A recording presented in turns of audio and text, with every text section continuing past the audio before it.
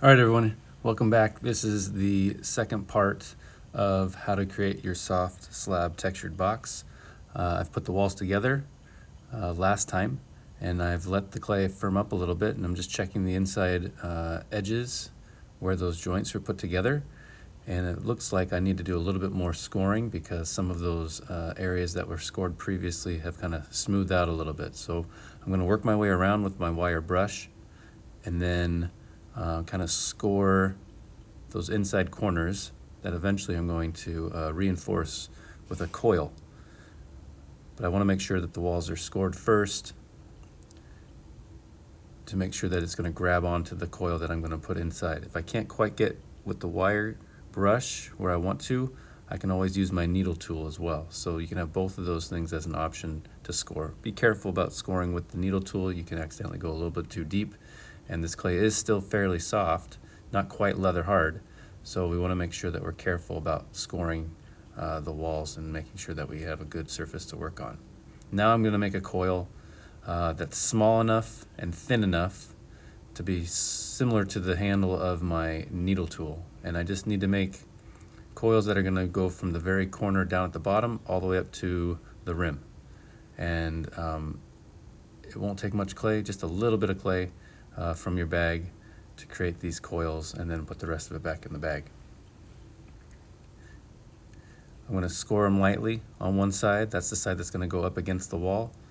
And I might as well do it all right now because it's only going to take a couple seconds for me to get each of these in there, well, maybe a couple minutes. And then I'm going to use my slip and just get a little bit more slip in the corner before I put my coil down in there. Start from the very bottom corner and work your way up towards the top so that you're pushing any air pockets that might be stuck in between the two pieces of clay out to the very tip, and then they will be removed. So you don't want any air pockets in there. So work your way from the bottom all the way up to the top on each of these corners that you're smoothing out this coil and reinforcing the wall.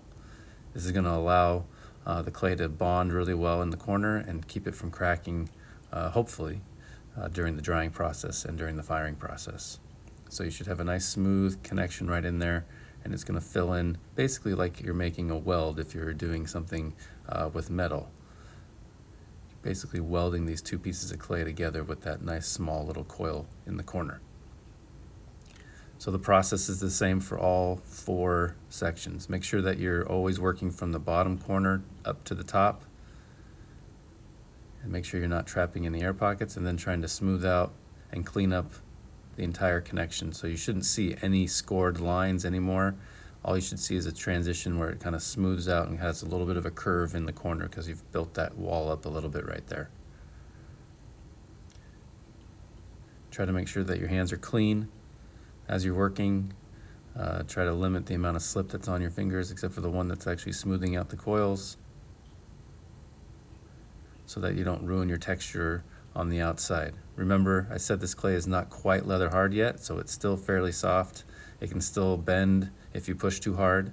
So I'm being very gentle with the amount of pressure I'm using, and you want to make sure that you're watching the outside edge as well. If you're pushing too hard, you could break open the seam on the outside of your or at the outside of your actual box.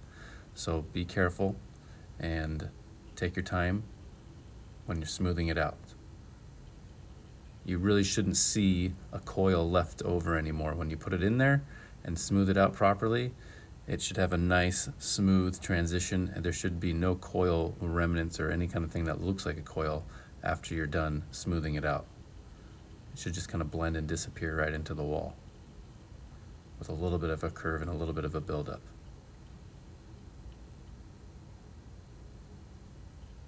Now I'm just kind of doing some final touches, cleaning out the bottom, trying to get rid of all the slip that might have built up down in there, and making things nice and smooth before I start working on figuring out what I want to do with the rim and the lid. Clean off your hands, and now I'm going to start checking my edges and see if my walls at the very top and on the sides are looking pretty clean. There might be a couple of things that I need to touch up, but I'm just kind of smoothing out the connection without ruining my texture. I don't want to ruin the texture by pushing too hard and smoothing things out too much.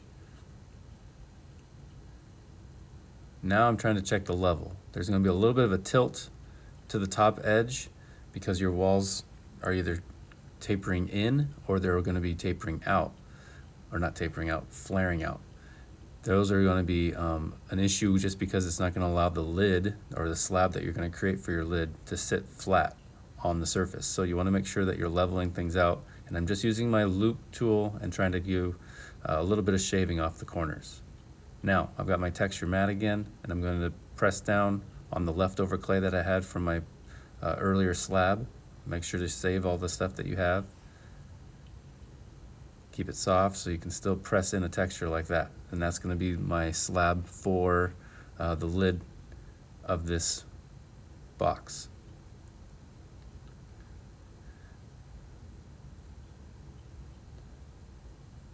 So it's going to look like that. That's going to be the outside of my lid, or the top part of my lid. So the best thing to do is flip over your box shape or your box form, and then you can lightly trace it out around the rim. Since it's touching the slab, you just use your needle tool and you can see your line and your outline for your actual lid. I tend to take a ruler, make sure my lines are straight, and then cut with the needle tool all the way through. So it's an initial, just kind of a line to show me where my marks are at, and then cut very carefully with the needle tool. Save those pieces of clay that you might need later. Could be for the foot system that you're going to put on the bottom of it. Could be something else that you might do with a handle. So you want to save some of those cut pieces that you have ready to go for next time. Now for me, it's a little bit distracting because the side of the lid has this kind of smooth surface. So I'm going to press my lid on the edge, my actual slab, and create a little bit of that texture that's been repeated over the rest of the surface. So just a little bit of pressure while the clay is still a little bit soft, and you can actually see some of those lines press into the slab, so I can have my lid that has a transition that looks and matches, close to matching what I've got on the bottom part of my box, or at least my walls of my box. So I'm just kind of checking to see which edge looks a little bit better based on the wall below it. Now, you've got to make sure that your lid's going to stay there, not going to slide around. So you're going to need to create some kind of frame or some kind of locking system inside the box to keep the lid from falling over or falling off.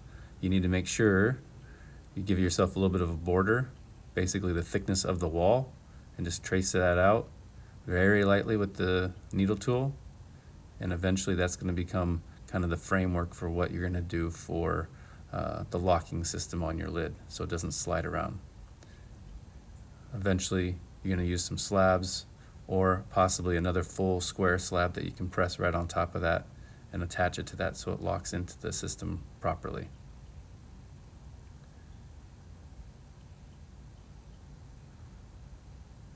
You should probably wait for a little bit longer for the clay to firm up a little bit more, closer to the leather hard stage, and then you should be able to start planning out what kind of system or what kind of design you're going to be doing for your locking part of the lid.